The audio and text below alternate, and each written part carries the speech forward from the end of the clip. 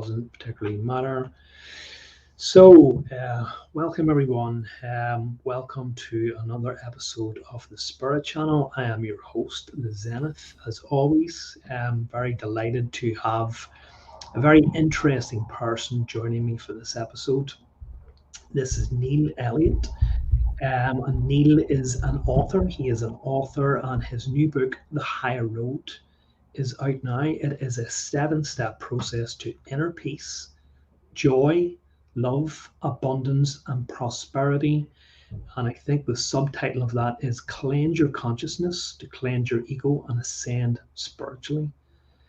Quite a catching title. I would imagine that anyone who's kind of looking along this process would be drawn to that, because as you say, it's a 7-step process, and it does all these things. So sounds very interesting. Yeah. Thank you. And, it's a pleasure to be here today, Zenith. So I know it's evening for you or late at night for me, but it's afternoon for me. So No, I think when you look at the pictures, you would probably think the opposite is true because I'm in a brighter environment. But anyway, yes, look, this is kind of, we were just chatting before we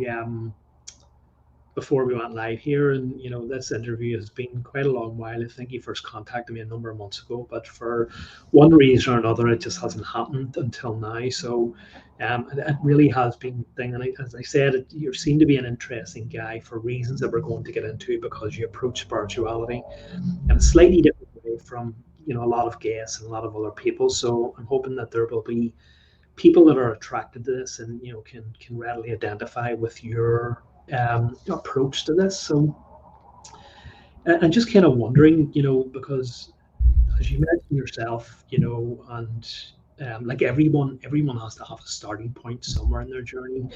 I'm like you. I was never born like this here. I had an awakening of such, and it wasn't, unfortunately, no one said it was going to be a year, but certainly for me, that first year was crucial for me. And I guess unfortunately, I never had a process to follow. I think it might have been easier if I had a process that I could have, or someone would have said this here, but I just kind of had to rely on someone who was helping me at the time, and then kind of find my own kind of way. But so a bit like you, I've been through so much that has taken me to this process, but now I can look at it in a completely different way, and utilize those experiences to help me grow, and share my experiences a bit like you. So if you wouldn't mind, Neill, just give us a little bit of your background, where you've come from, because obviously you're an engineer as well. So what I'm trying to get at, that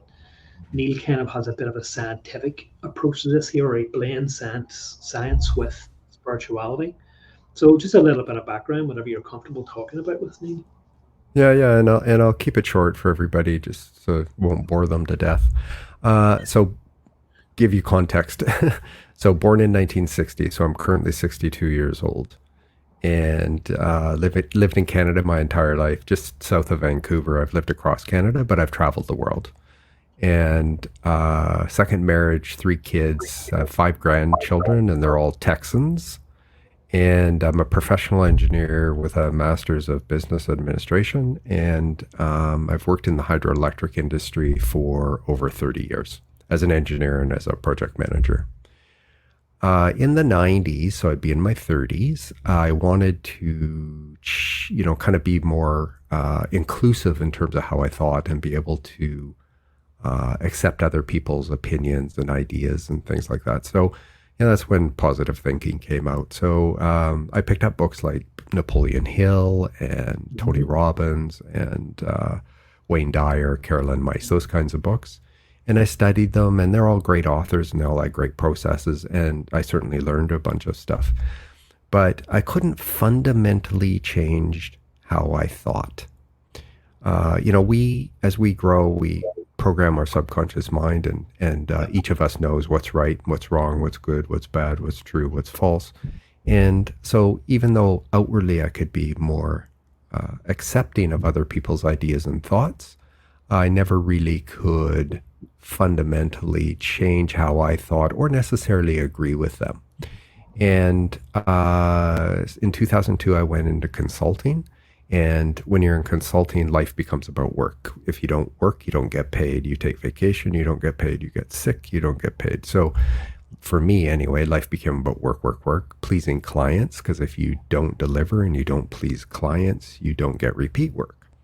And Was this, so, sorry, was this when you ran your own business? Was this part of this? yes, yeah. So I started my own business in 2002. Yeah, I was employed before that. And then I started my own business in 2002. Okay. And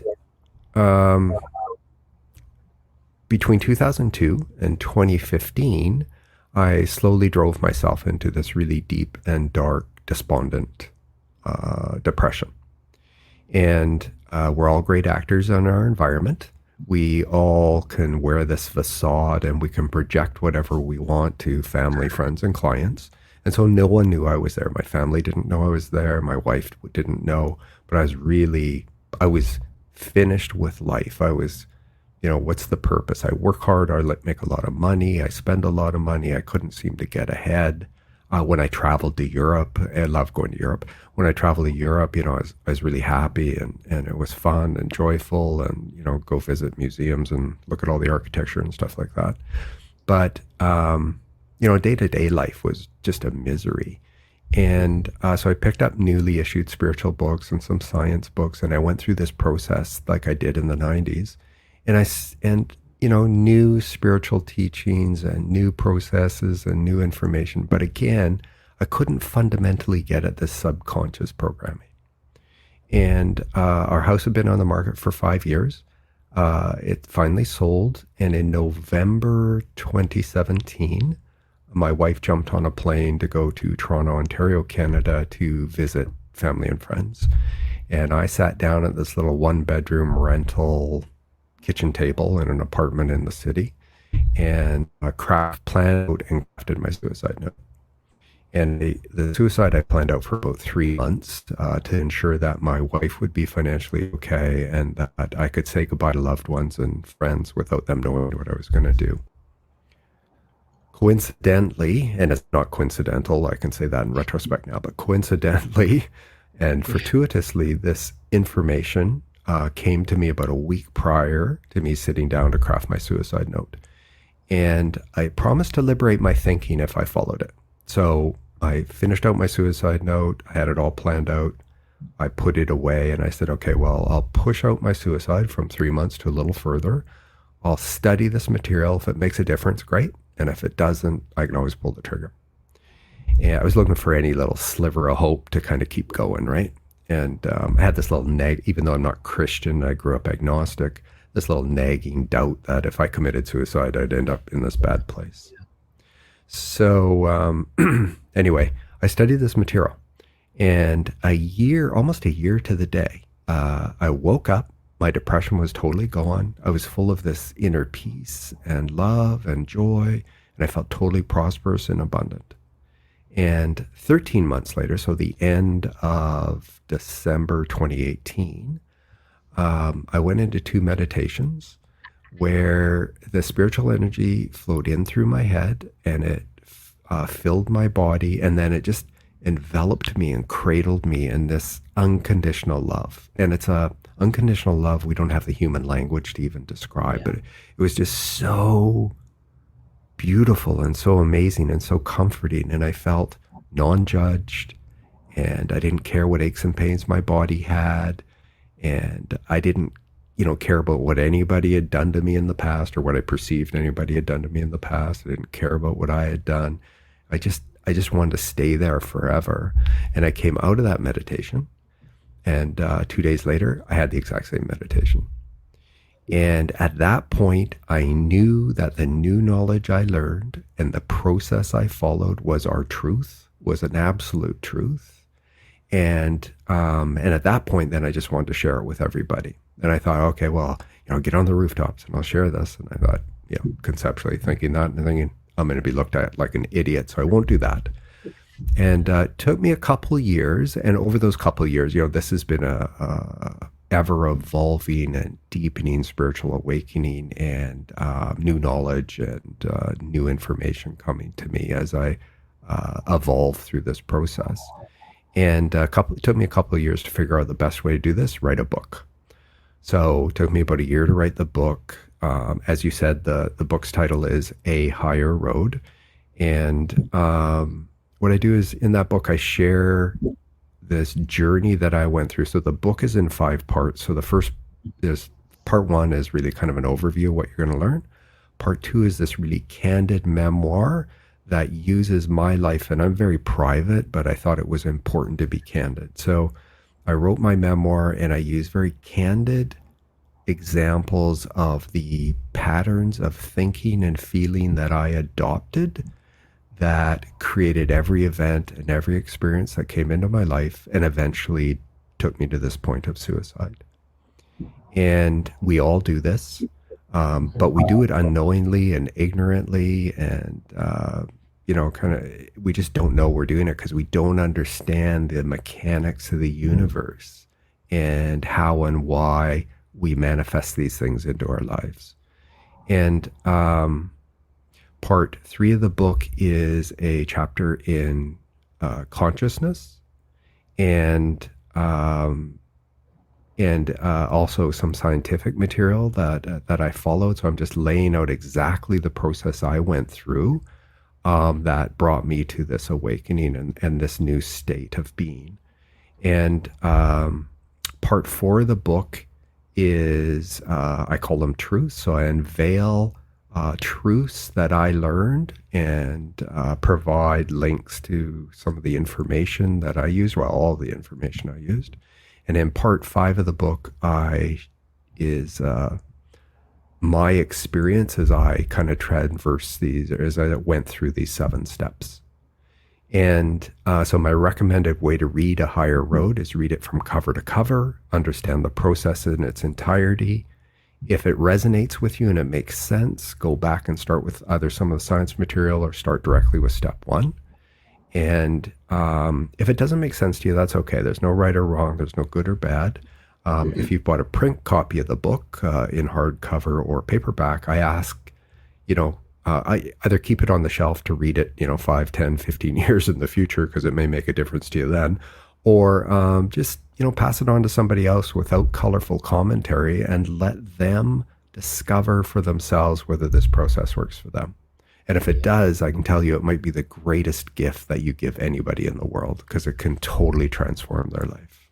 Yeah. I have to do an eye drop every now and then. So I'm just going to do that right now while you're talking. Fine. It gives me a chance then just to riff on what you were saying. I think that when we have that awakening, and I can really understand that feeling of that unconditional love, and I have the exact same words as you do, that we have never felt a love like this, because our love that we offer and feel on this planet, whether we like it or not, or agree with it, comes with conditions. And what that means is that, you love your wife, you love your kids, they love you in the exact same way, but sometimes harsh words are spoken, sometimes feelings come into it, and even if it's just for a second or two or a minute or two, whatever the case may be, sometimes that love is just slightly diminished. It's just gone for that.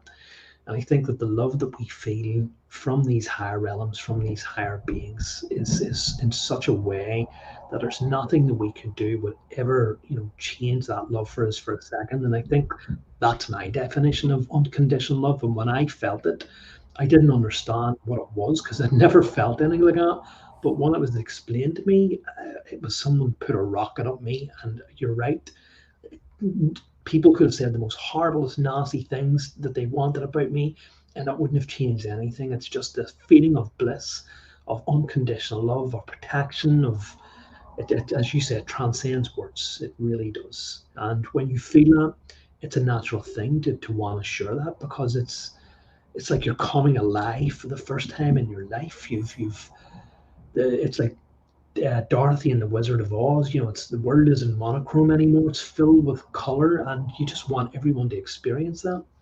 So it's really interesting. I can understand that, and as you rightly say, unfortunately, because we're not accustomed to them feelings, And because we're not accustomed to opening up about this sort of stuff, we walk around with masks on all the time.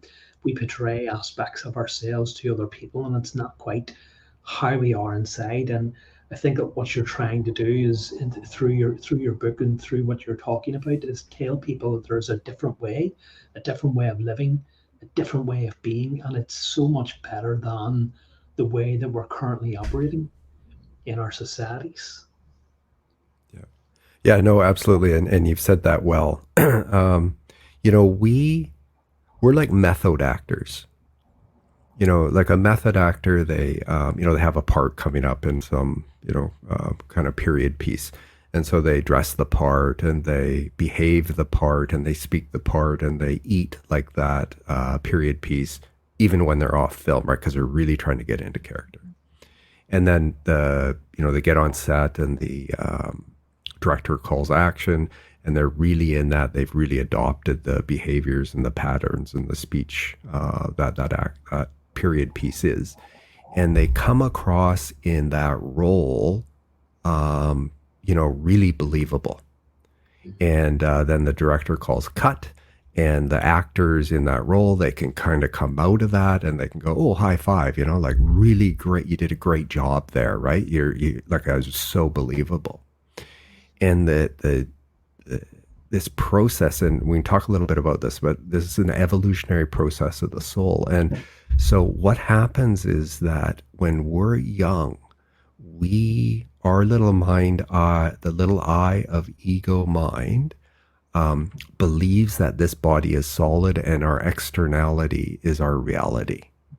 And we let our externalities drive our actions and reactions to life depending on how we have programmed our subconscious mind. So we can talk more about this process. But, Yeah. you know, in reality, what you see is merely a reflection of your beliefs. If you can change your beliefs, you change what you see. And as you go through this process and you evolve, and it doesn't happen overnight, could take a year, could take 5 years, could take 10 years, whatever. It doesn't happen overnight. But you come to understand that your reality is your soul. Your soul is your truth. This is just a tool. This body is not solid.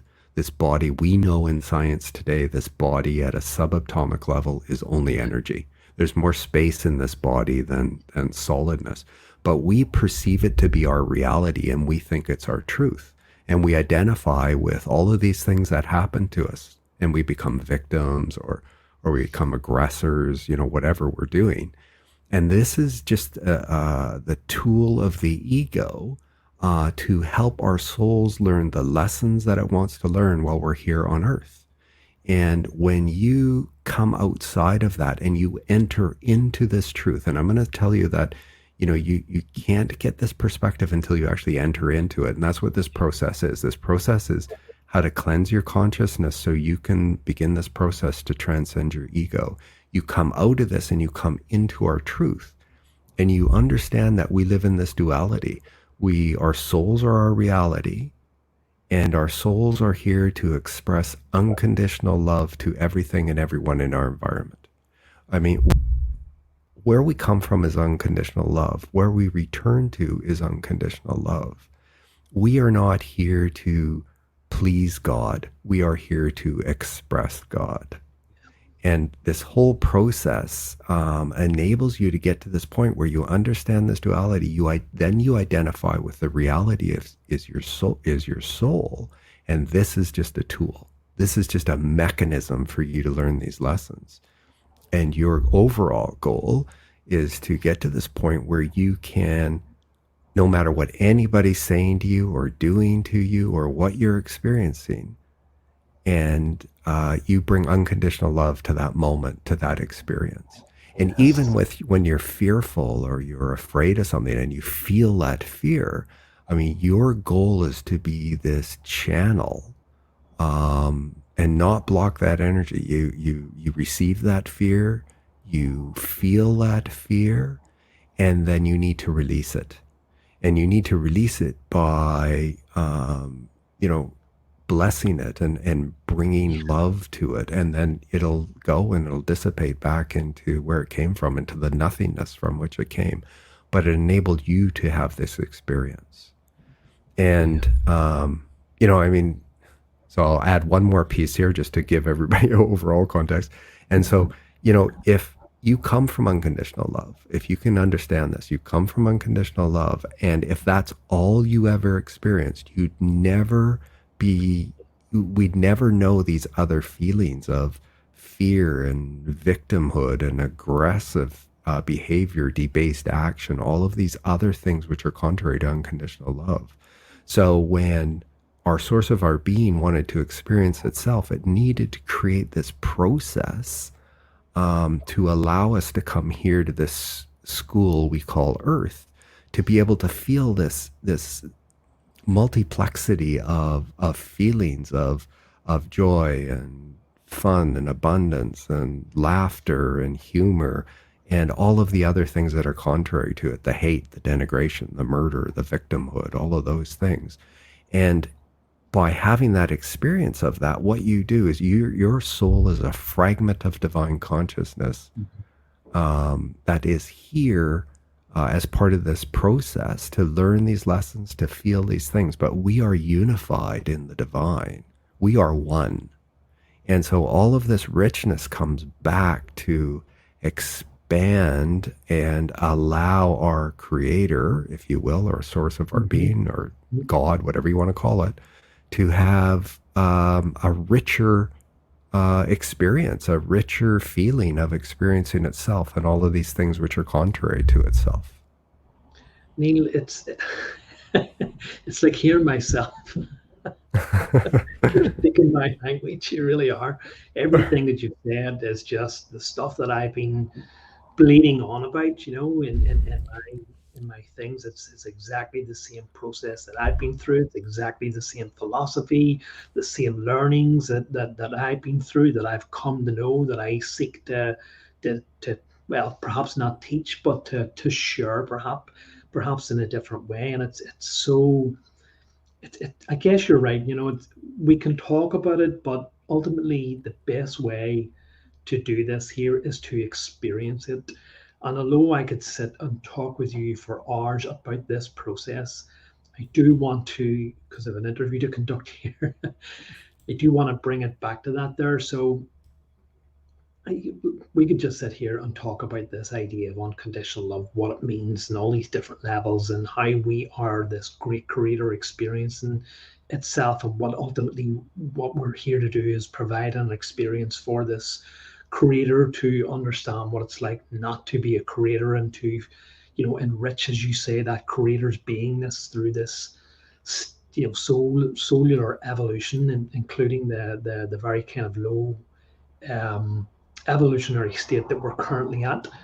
But I guess for people who are watching this and maybe who have not been through the same process that you have, that I have, they're probably going, okay, well, this is great. How do I get that? How do I get what you guys are? Because that sounds fantastic.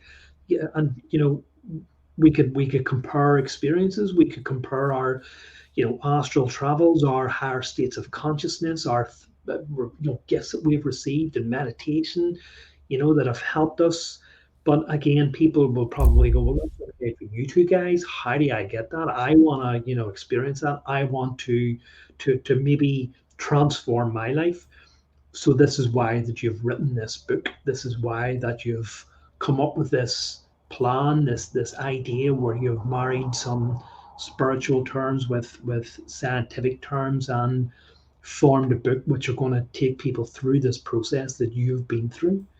So I guess what we need to do then is talk a bit about the book then, and how you approach that, where you got your information from, and how you said, okay, I need to put this information into a way that maybe is a bit more palatable for people who want to understand the process that I've been through. Yeah, yeah, absolutely. And you're right. That's exactly what the book is written for, is for people to, uh, you know, is for people to have the opportunity to learn this new knowledge and make a decision for themselves. Mhm. And this is a very logical, well, at least I think it is, a very logical and rational and believable process. And so let's talk a little bit about that. And so I'll talk a little bit about, so I'm going to come from, this is all my experience, okay? So first thing I had to do was, and so all of this is laid out in A Higher Road. And so first thing that I had to do was get a new concept of consciousness. So this part three of the book will take you through the process that I went through to develop this new understanding of consciousness. And then it will get even further expanded in part four and part five.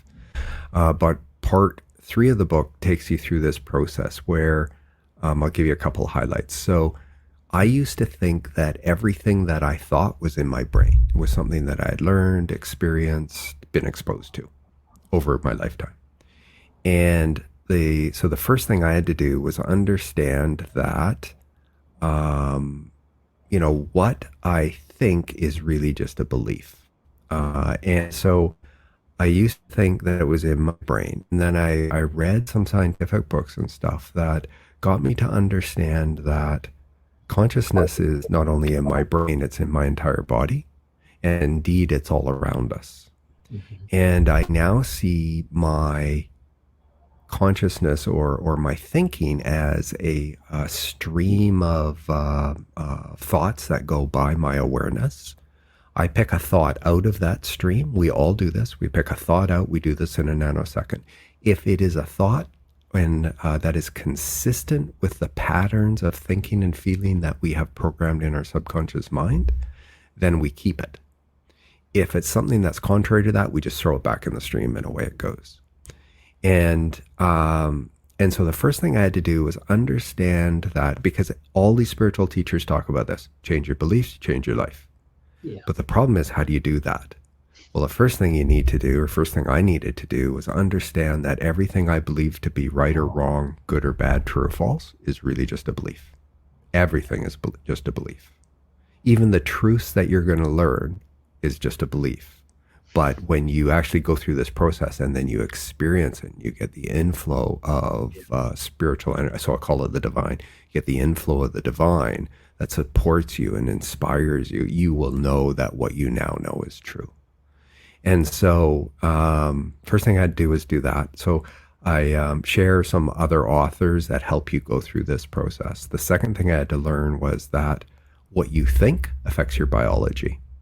So you, through your thinking, affect the expression of a cell, and the expression of a cell is the work that it does, and you either promote the well-being of those cells or are contrary to it.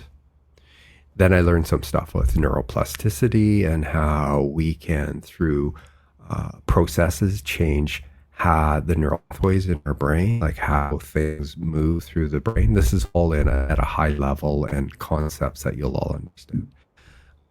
Pathway through your brain, and you can grow new brain cells. That's an important piece, that you can grow new brain cells. They used to think prior to the 1960s that the brain, grew to a certain size and then it atrophied over time. And that's not true. You can grow new brain cells. And then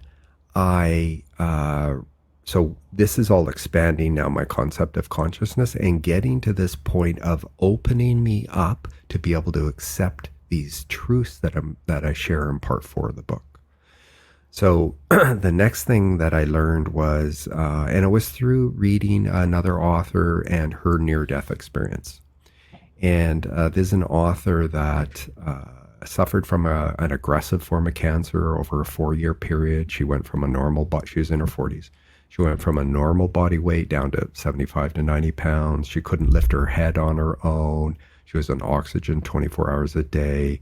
And she had, her body was riddled with tumors from her waist to her head, some the size of lemons. And she had these open cuts and weeping lesions on her skin. She fell into a coma. They rushed her to the hospital. The admitting physicians told her husband and family she wasn't going to make it through the night. She woke up 24 hours later, declared she was going to be okay. And within 2 weeks, they couldn't find a trace of cancer in her body.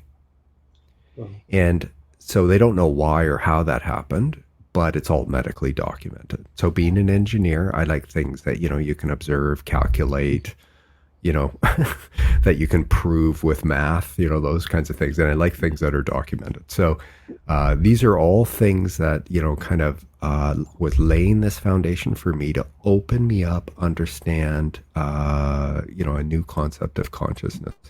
So she came back with some specific messages and many, but a few of them were, we come from unconditional love. We return to unconditional love. We're not judged after death.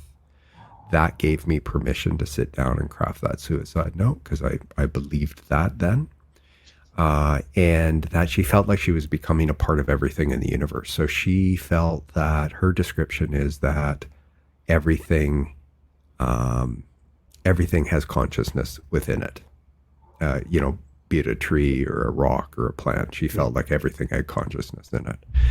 And so that opened me up. And then I got this blueprint document, and I call it that because I don't want to share exactly what it is, and I'm being vague about that, because what I want the reader to do is go through this process I went through that opens them up so that they will accept this information.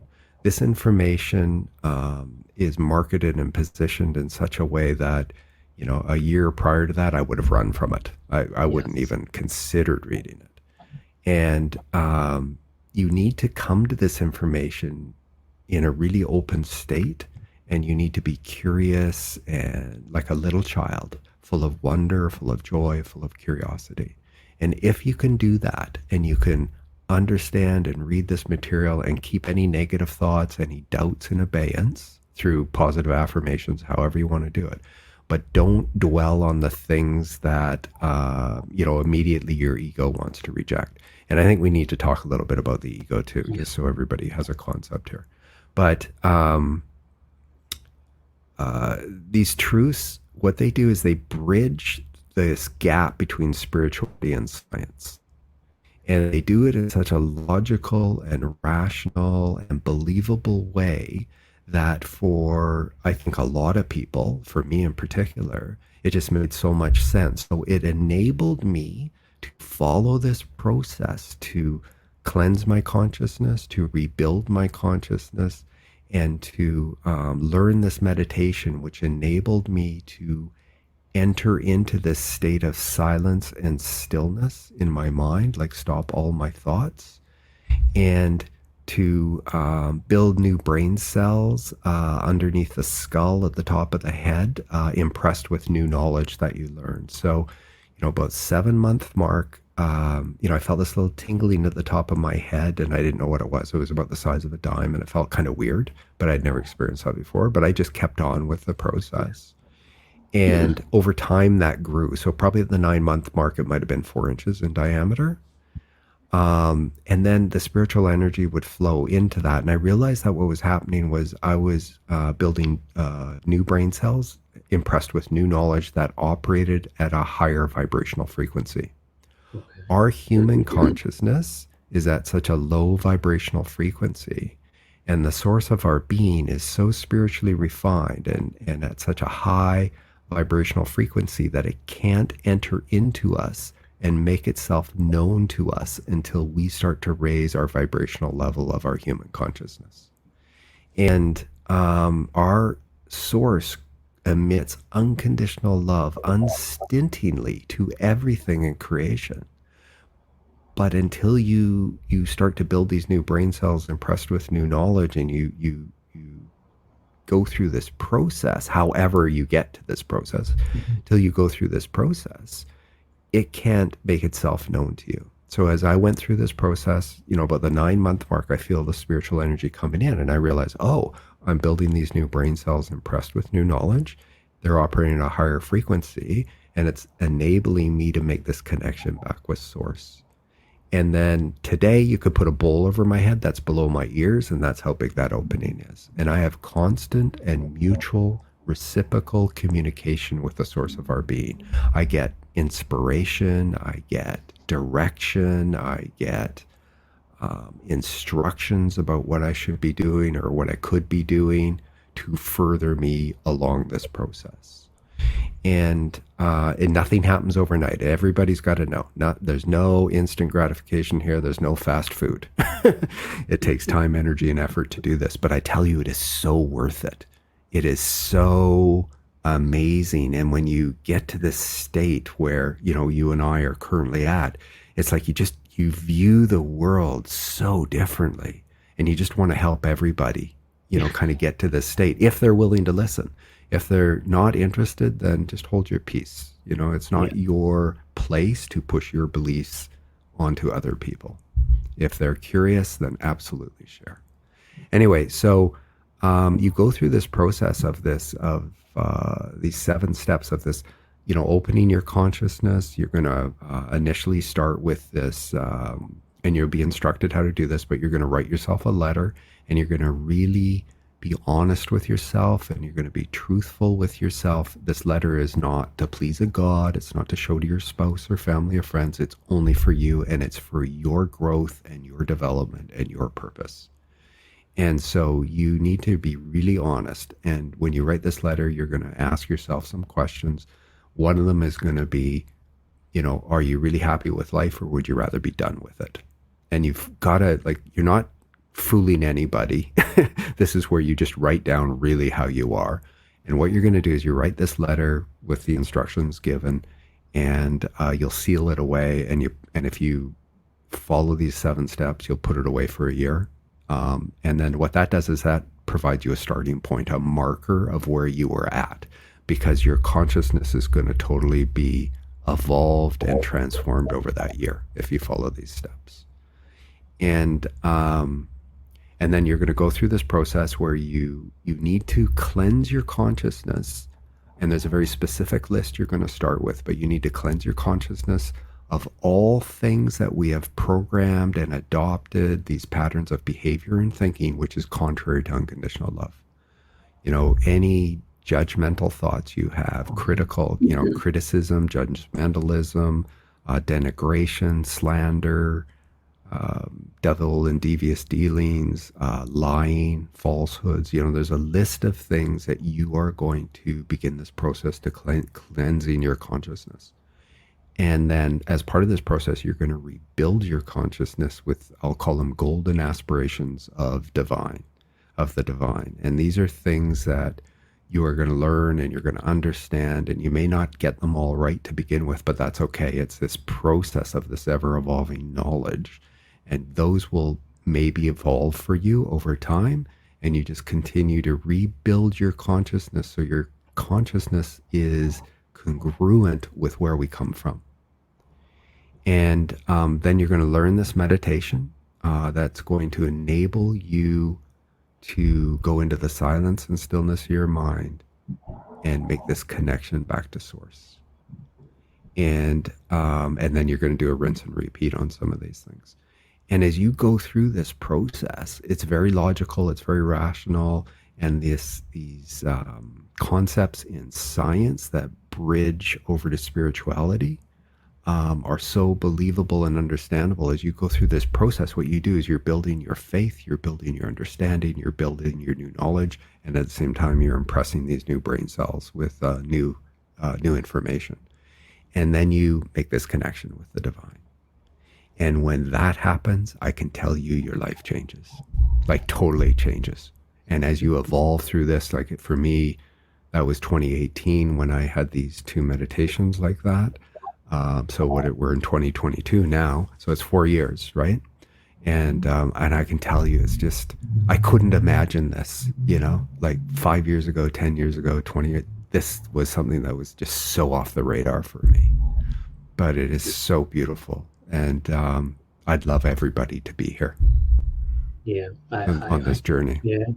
It's just exciting listening to you, because I've been through, a similar process, and it just gets you excited all over again to hear someone else share their journey. It's such a beautiful, beautiful thing to experience, and everyone really does. No matter.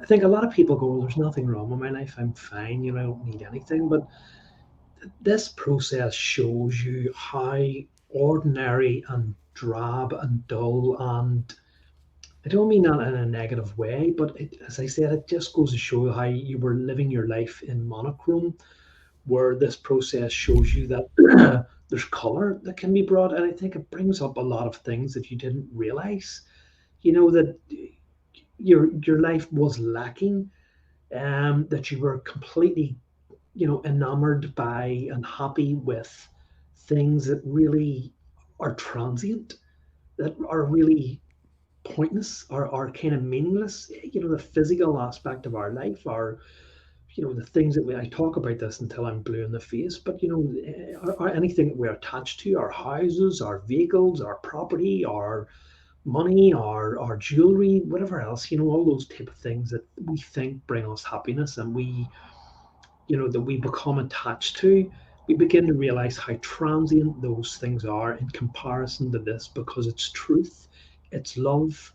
And once you have that truth and love, then it just brings this entire state of consciousness and awareness to your being, that you cannot help but want more and more of it, and to have that experience fill your life every day. And when you go through intense meditations and experiences like you have, they're mind altering, they are soul altering, they are experiences that you will keep with you your entire life. And it's kind of like breadcrumbs, I guess, where these kind of breadcrumbs are being put down for you to keep you hungry, to keep you wanting more, so that you'll keep on growing and keep on along this process. Um, so it really is amazing, and there was quite a lot that you had said there that I was just kind of going, I'd love to, stop right there and kind of cut off and talk about this and talk about that. But I think the one thing that stands out for me is that when you were talking about this marriage of scientific and spiritual, and that's kind of sort of where I am at now, not quite as in really exploring science, but trying to find this kind of, rather than just this, oh, it's just spiritual, it's spirit, it's a spiritual world. Them terms just don't quite resonate with me, and I think that for me, it's kind of like, not quite scientific or not quite spiritual, but metaphysics.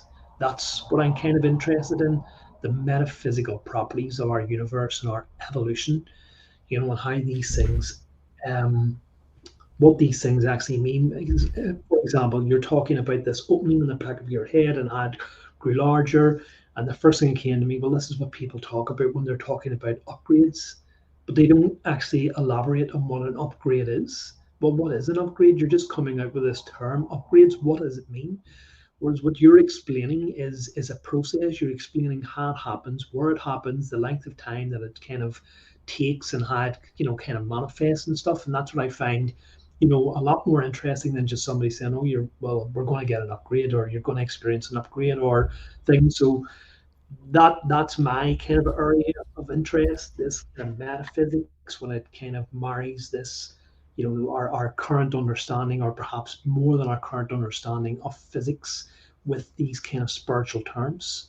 So I really connect and really understand that there aspect of it. And kind of at a point now, right? I don't even like using the term kind of spirit, where people just go, well, it's spirit, but like, what does that mean? Was what, what do you mean by spirit? Oh, you mean these kind of, higher dimensional, higher vibrational frequencies. And I guess one of the things that actually just comes to mind to me, and you'll obviously be very aware of this here, it's not that they're spirits, as in they're just this woo.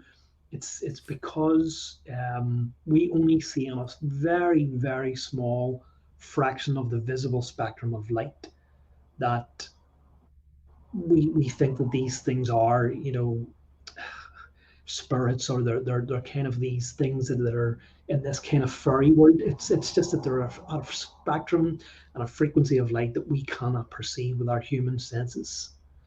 So I just thought I'd kind of throw that in there to see we.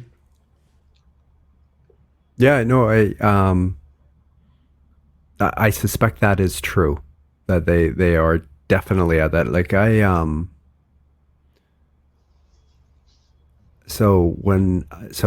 let's talk about meditation for a minute. I'd like to come around to the ego, and let's talk a little bit about some of the Yeah. science stuff. just to give everybody a little bit more flavor and a little more context. Sure. So uh, my meditation. So you can start with whatever you want, 10 minutes a day if you're not used to meditating. Whatever you want, build up to whatever you want. I don't want to scare anybody away here, but, I meditate without fail every morning between 90 minutes and 2 hours. And it is the most beautiful and wonderful and amazing experience. And not every meditation is really successful because as you go through, it's successful. It's just whether you are at a state where you can actually feel the inflow of things. So, as you go through this process, this spiritual awakening process, everything in life has a rhythm. There's the fall, there's the winter, there's the spring, the summer. Yeah. And it's the same with your spiritual development. You are going to experience this blossoming and this newness of energy and newness of life and these spiritual moments. And it's gonna, it's gonna blossom in the summer and then harvest in the fall, and then it's gonna have this slowly dying away to winter and this rest period of winter. Your spiritual progression is going to be the same thing. You're going to go through this spiritual spring of this new awakening, and it's going to be better than what you experienced before, and it's going to go to this blossoming and this harvest, and then it's slowly dying away. And that dying away, it doesn't mean you can't feel the connection with the divine anymore. You feel like you're not feeling anything or making any progression. But what you need to do is keep your faith and keep going with the process. Because what it is that your vibrational frequency has dropped to this low ebb. And our source of our being is still emitting all of this unconditional love and learnings to you. You just can't feel it. But you're still transforming. Your consciousness is still transforming, and you're just not aware of it.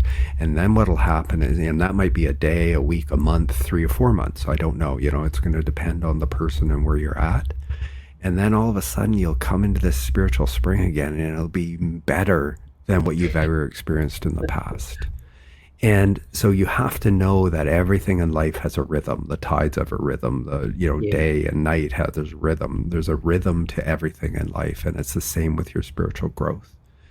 And let's talk about the evolutionary process of the soul for a moment. So, you are incarnated here in this school we call Earth, in varying genders, in varying places of origin, varying colors of skin, different religions, sometimes not religious at all, sometimes wealthy, sometimes poor, sometimes highly educated, sometimes not educated at all.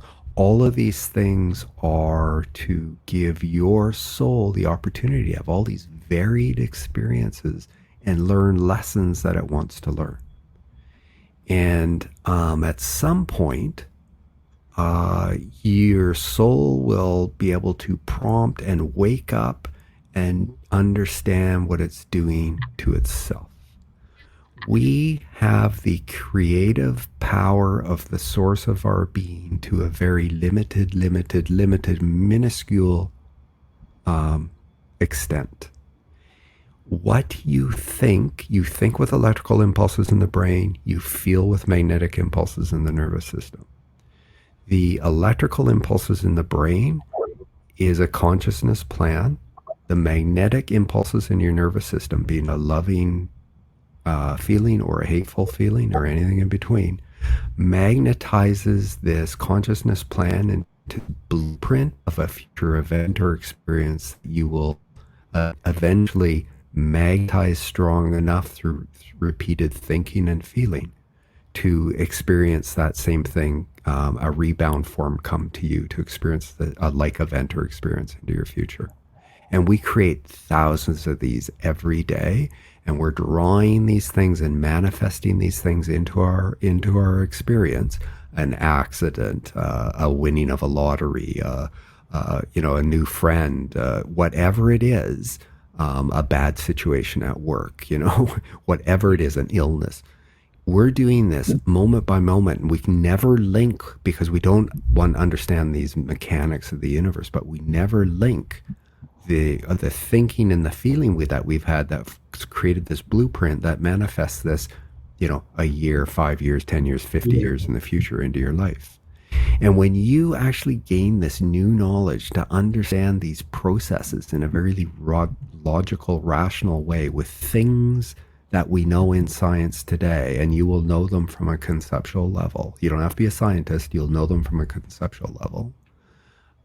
You can then understand about how all of these things come into your life, and you can make a conscious decision to actually change your life or carry on with what you're doing.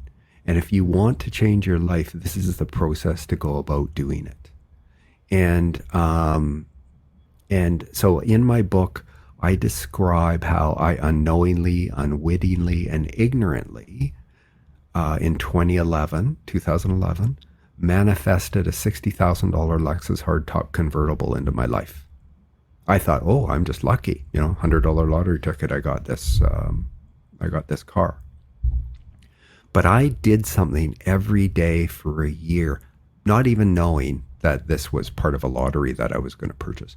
But I did something every day for a year that manifested this blueprint, reinforced it, magnetized it, and then drew this Lexus to me in this unknowing and surprising way.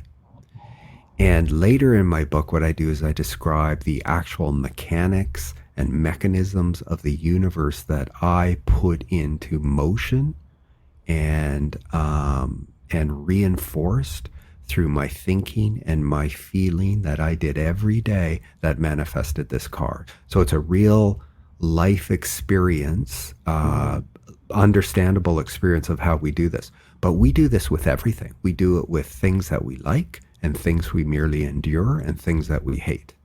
Everything that comes into your life is the full accountability conversation here. Everything that comes into your life, you have created.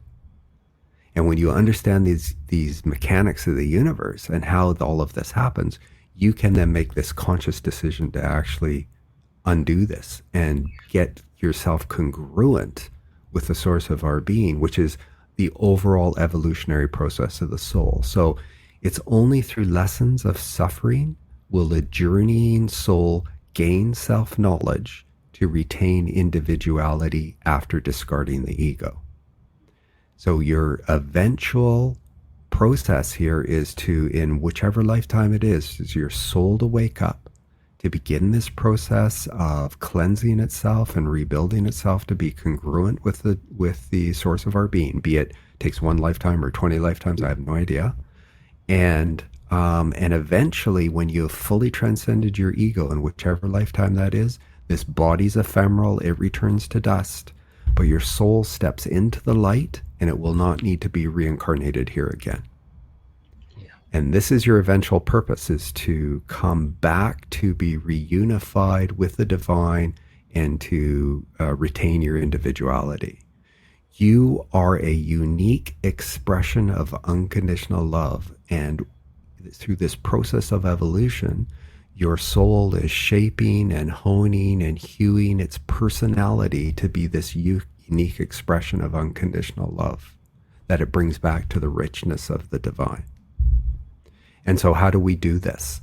Well, we do it because this process is that the ego is a tool in created. So so you're going to learn what was before the Big Bang, the impetus for the Big Bang, what happened at the time of the Big Bang, and how this material universe came into form.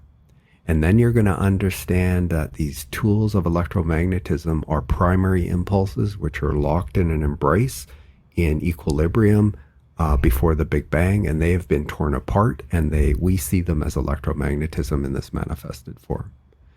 And so the ego is this tool to create this individuality out of the wholeness and the unity of the divine. Your soul is infused in the process at conception, and the little I mind of ego is created at the same time. The little I mind of ego can only use the tools of manifested form in this material world of electromagnetism. So as it develops, as you develop from babyhood, excuse me, Yeah. as you develop from babyhood to, age 5, you're this little sponge that's just absorbing everything into your environment. You're the culture you've been born into, the family you've been born into, their feelings, their emotions, their thinking, their speech patterns. And at age 5, the brain develops where it can start to make decisions on its own. And then you go to school and you learn all these other things. You have all these other experiences. As we grow from babyhood to adulthood, we think we're becoming versed in the ways of the world. But really, what we're doing is we're shutting our soul off from the light. We're binding it down with our patterns of thinking and feeling that the egoic mind has developed and taken on. And then we start to create all of these events and experiences that come into our life through our thinking and our feeling. And at some point you wake up, your soul wakes up, understands that this is what's going on, and then begins this process to cleanse itself and to your goal is to enable your soul to gain mastery of your life, to express unconditional love to everyone and everything in your environment, and to bring that love and that healing to every event and every experience. And when Beautiful. we do that, eventually, as life is an inward journey. It's got nothing, all the peace, the security, the love, the joy, the abundance, and the prosperity that you are seeking is all inside of you. And you have to go through this process of this inner journey and this connection back with the divine. You need to understand this process. And if you understand these mechanisms and gain this new knowledge, you can unlock this and you can go in through this process that brings this connection back to the divine. And the more of us that do this, we will eventually bring this world into this new era of love and peace, which is the intended outcome of this whole awakening process. Yeah, absolutely right. It's beautifully said and beautifully expressed. For me, it's almost like you're undoing a lifetime of brainwashing. It's where we're kind of undoing everything that we've been told and everything that we've think because I think also as well when we are that age, we're very connected, as you say, still to the divine, and through our ignorance and through our peers' ignorance, our societal ignorance about this stuff, we're told to behave and act in certain ways. We're told to grow up. We're told to stop playing imaginary friends. We're told there's nobody there. This is the real world that's in front of you. And of course, knowing no better, we accept that as truth. And so we go through a lifetime. Some of us are probably a lot luckier than perhaps me and you that they wake up a lot sooner. But it can be hard because you're trying to undo almost a lifetime of brainwashing and conditioning through people who have been through the same system as you and know no better. And it can lead to this kind of cognitive dissonance, especially as I think one of the points you were making at earlier. If you jump in too fast, if you were to reveal everything that you kind of know now straight away to someone, they would reject it because it's too much information to handle at once. They would face cognitive dissonance because it's a threat to the status quo that they have come to understand. And this is why it's important that someone takes a book like yours and reads it, as Neill says, from cover to cover. This is a step-by-step process. You don't come into this process straight away, straight awakening. It would be too much. It would be too much overwhelming. And so you begin to allow yourself to undo that conditioning piece by piece. And as Neill says, to cleanse your consciousness, to remove that ego which keeps you in check. And for a lot of us, as you turn around and say that one of the greatest ways and potentially the greatest way to do this, unfortunately, is by what we would call trauma. Because unfortunately, that is generally the one of the greatest, the only way that's going to make you stop in your tracks and generally go inside yourself and look and do that work that's needed upon yourself. Because unfortunately, there's really not much else that's really going to completely stop you from that. That's been my own experience. I think that's been yours too. It's when you get those really great traumatic events that force you inwards and then allows your ego to not run your life and allows that connection to develop, as you said quite rightly. Then that's when the healing process begins. That's when the awakening process begins. For me, there is no difference. Healing is probably the fundamental part of our journey. Once you begin to awaken in this process, then cleansing our consciousness is a healing. Yeah, absolutely, absolutely. And just so everybody knows, you don't have to be in a deep dark state to do this. It's Yeah, just that you know, if you're in a state, if you're open and curious, and like for a lot of people, or for me anyway, and you as well, I guess, you know, it's questioning life, like why are we here? What's our purpose? But really, I was in this deep, dark, despondent place, and it's like, what's the point? I don't want to carry on anymore. You don't necessarily have to be there because it's going to no, depend on your evolutionary journey yourself. But, it's an opportunity when you are in that kind of a state. This is when I think it's great to be able to give people a process, give people hope, give people thoughts and ideas, but they still have to accept them themselves. They have to be open yeah, to it. And so, there's lots of people that have pretty, they seem to have pretty happy lives. And I'm going to say that because you can never really judge the inner reality of no, another person, right? yeah, You don't have to be in that negative state, but that doesn't mean anybody can awaken. It really just mhm, depends whether they're accepting and whether they're willing to do this inner exploration. yeah. Uh, Just it's cer- just to it's qualify certainly that. Just to quote, please, nobody listening to this, don't go out and seek some sort of negative or traumatic experience in order to help you. yeah, yeah, That's no, not no, what don't we're do that. Yeah, you don't have simply to do saying is you that don't have to do that. being in that state is, it really does force you to kind of look inside, but you don't need that, you know, condition or state in your life. It just happens sometimes like that. Yeah, no, I mean, yeah, exactly. It's just yours and my journey. That's just Yeah, the state that we got into to make that happen, and that's okay. Unfortunately, some people get in that state and they end up committing suicide. yeah. Because they And haven't. it's very tragic. Sorry to cut you off, but it's so, so tragic to hear that because, like yourself, I've been in some very, very dark places, and them thoughts have run through my head where I've thought, it'd be better if I, just remove myself from this world. Thankfully, it didn't happen because that's where I found something in my life that just changed my whole outlook in life. I found this material, and it just, for me, it made sense. My entire life, began to make sense then.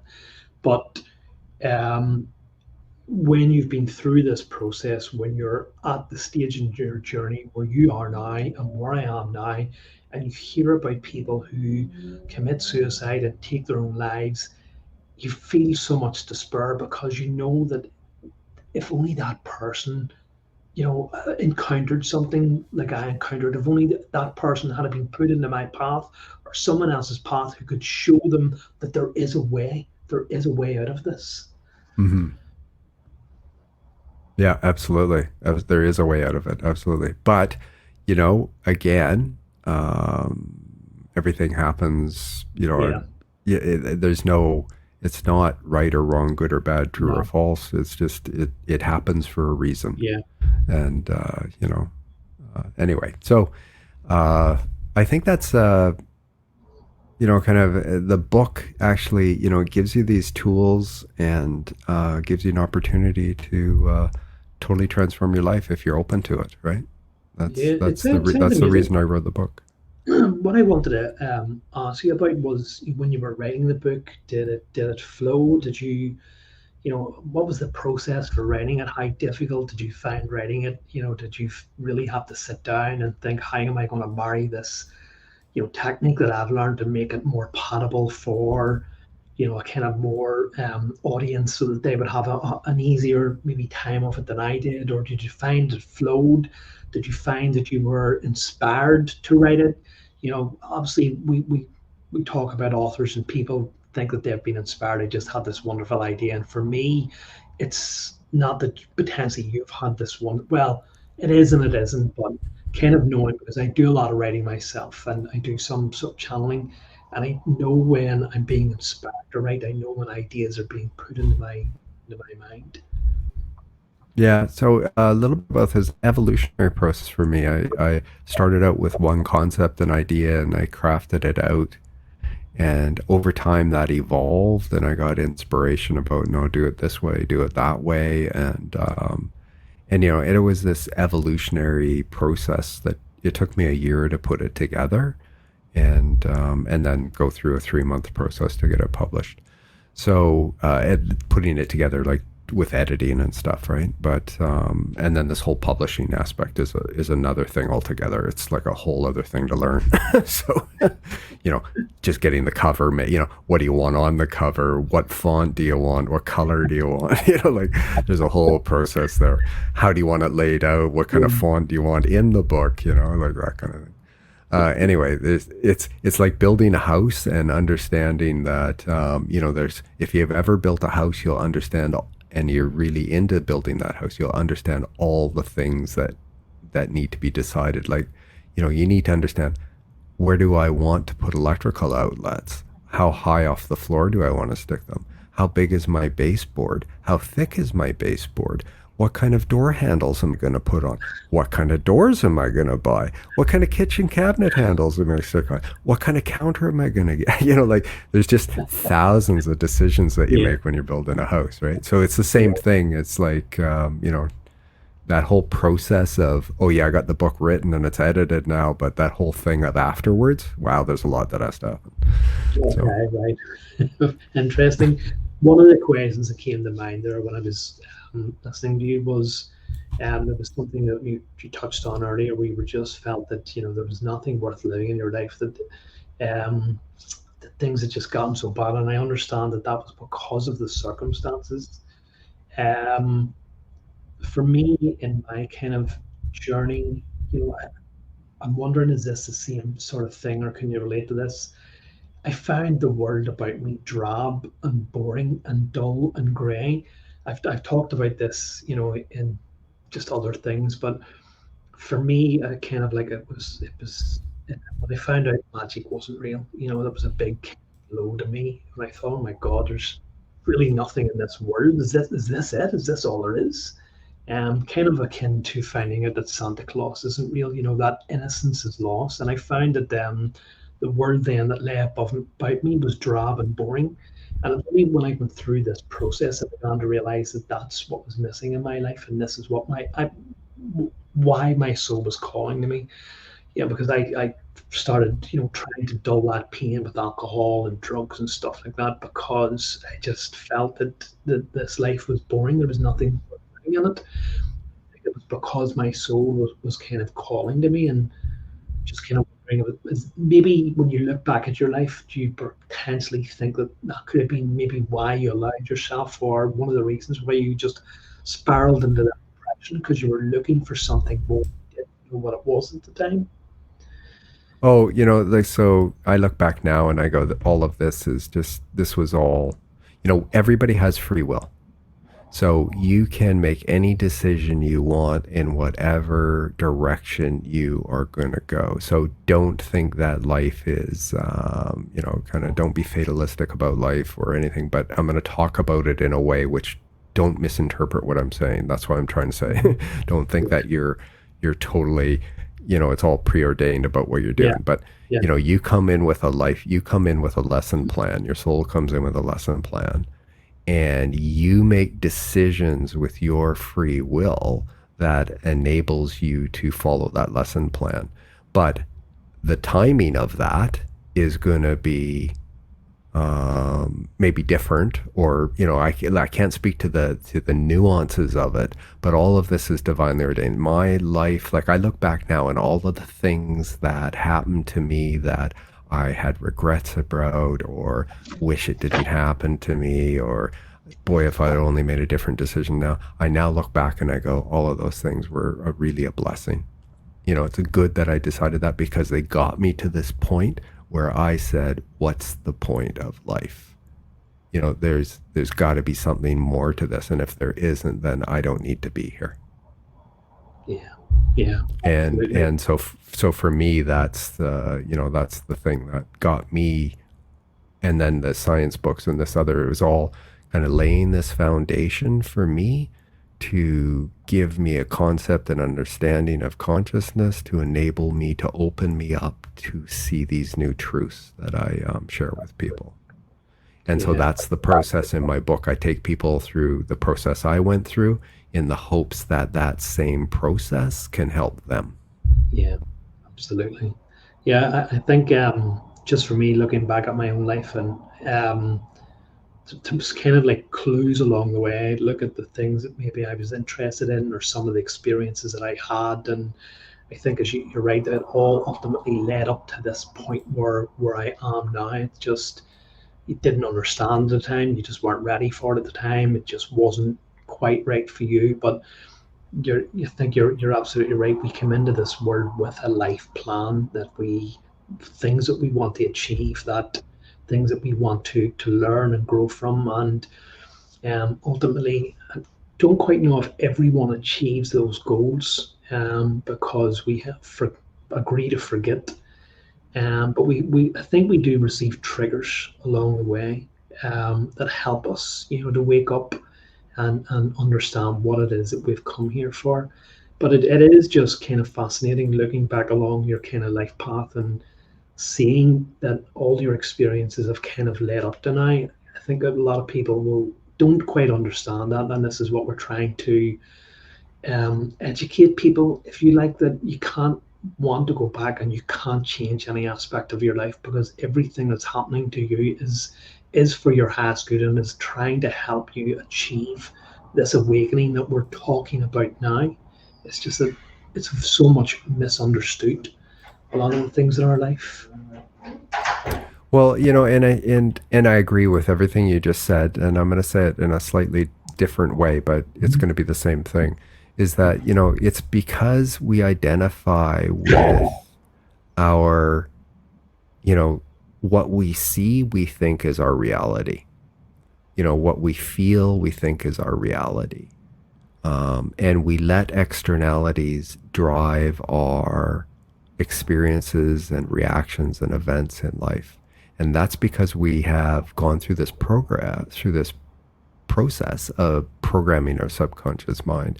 So this body's like a rented vehicle. Your soul's in there and your ego is in there. And it's like a self-driving car that your ego has programmed the self-driving car. Now your egos can still have conscious control. Oh, I'm going to take this corner. Oh, and then, but on a lot of times it's autopilot of all this pre-programming. And this pre-programming is your belief system, your thinking patterns, and then they're associated with these emotions. And so your ego's in control, and you've bound down your soul with these bondages and these chains and handcuffs and whatever you want to, think of. And they're in the passenger seat. Your soul's in the passenger seat. Your goal is to go through this process to unbind and release your soul, so that it can take over control of the driver's seat, and also reprogram your subconscious programming, or what your ego is programmed into the self-driving car. Your goal in the end is to let your soul gain mastery of that driver's seat of your life, and become this expression of unconditional love. And until we go through this process, we don't get there. So that's why, I had said earlier that it's, you in a past lifetime might have had, there's probably things that I have done that I would, in past lives, that I would consider totally reprehensible. Mm-hmm. Mm-hmm. But all of those things were events and experiences to get me to this point where I am today in this lifetime.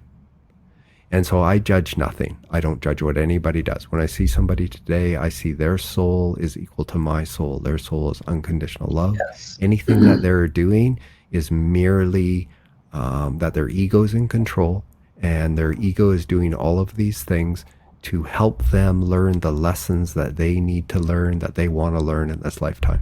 So what I try and do is bring unconditional love to that. Am I always successful with that? No. Does my ego jump in sometimes and take control of my responses in life? Absolutely.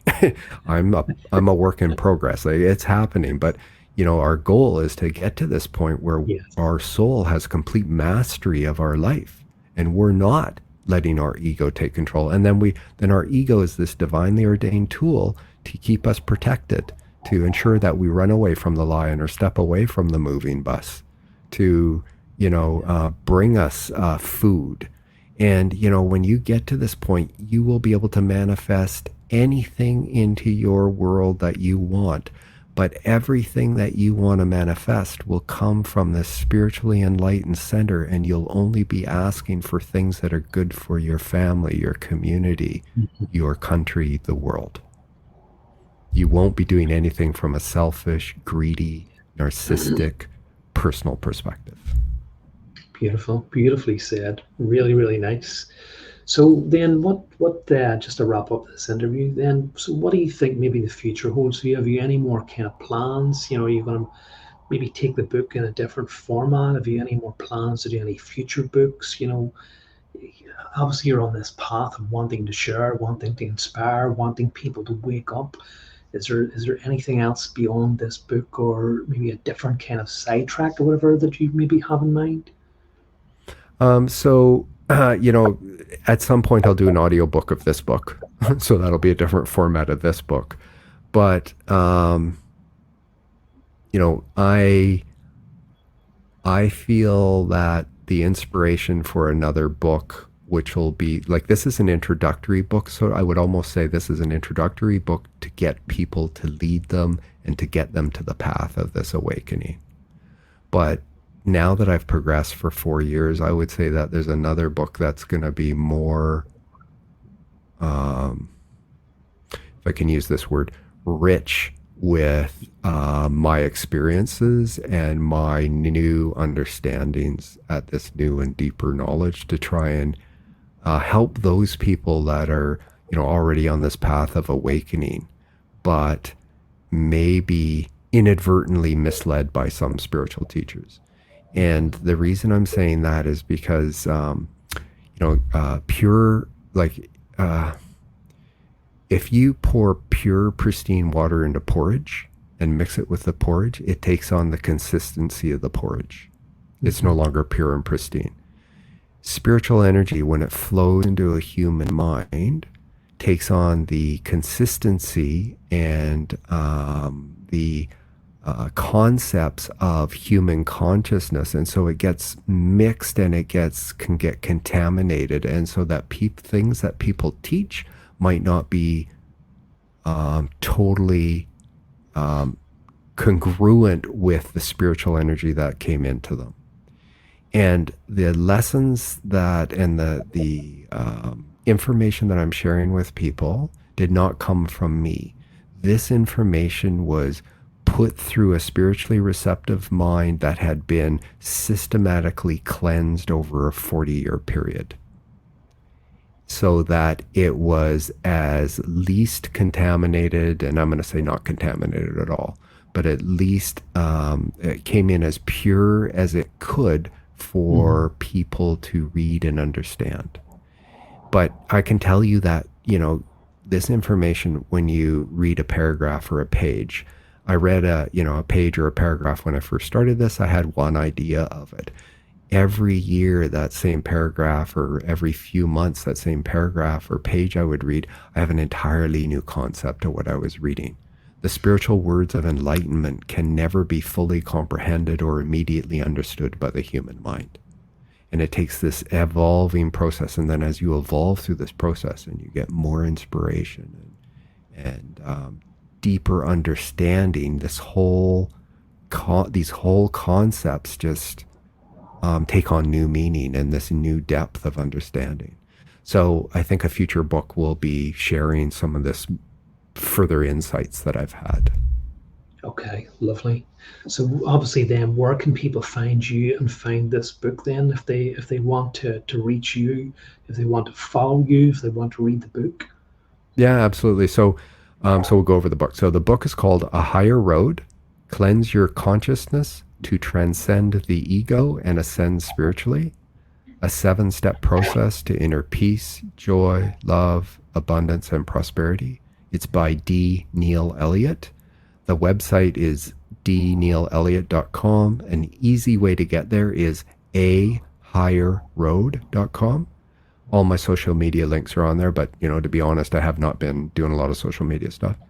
Um, and the book is available globally wherever books are sold, in print or your favorite ebook form, Kindle, Apple, Nook, Kobo.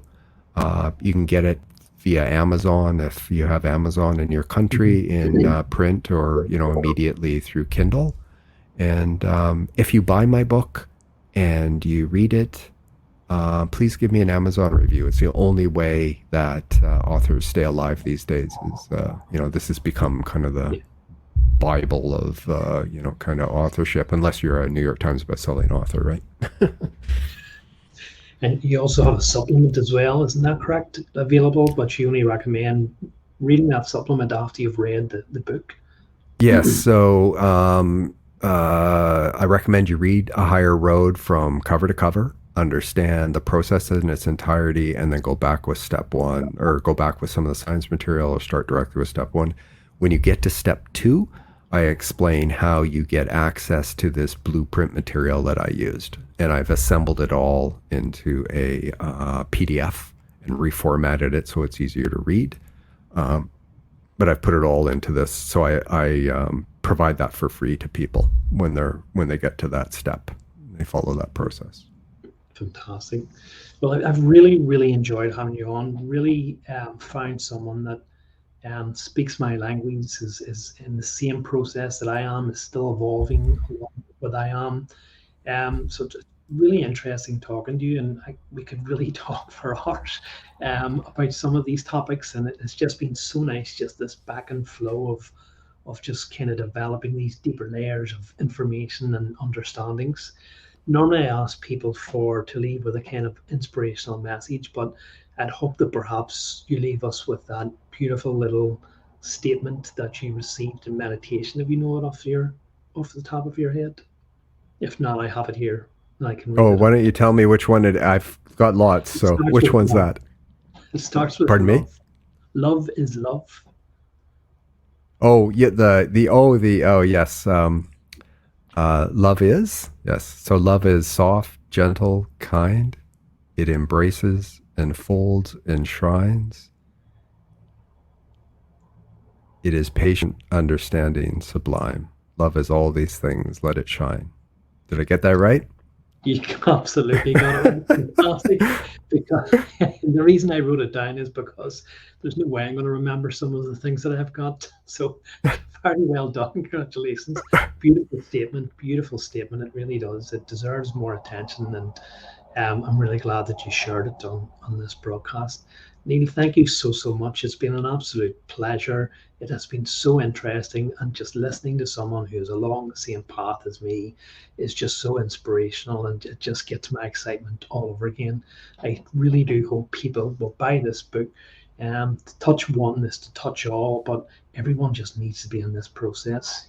As we talked about in this here, you honestly do not know what you're missing in your life until you've awakened to the power of love. So please, people, do buy this book. Yeah, well, Neill, thank you, and it's been a pleasure speaking with you today. I'm glad we've had this conversation, yeah, and I'm also glad our consciousness fabrics are now intertwined.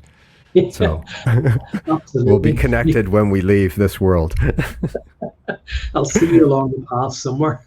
Exactly. Neill, thanks very much. Bye. Th- Thank you. Bye.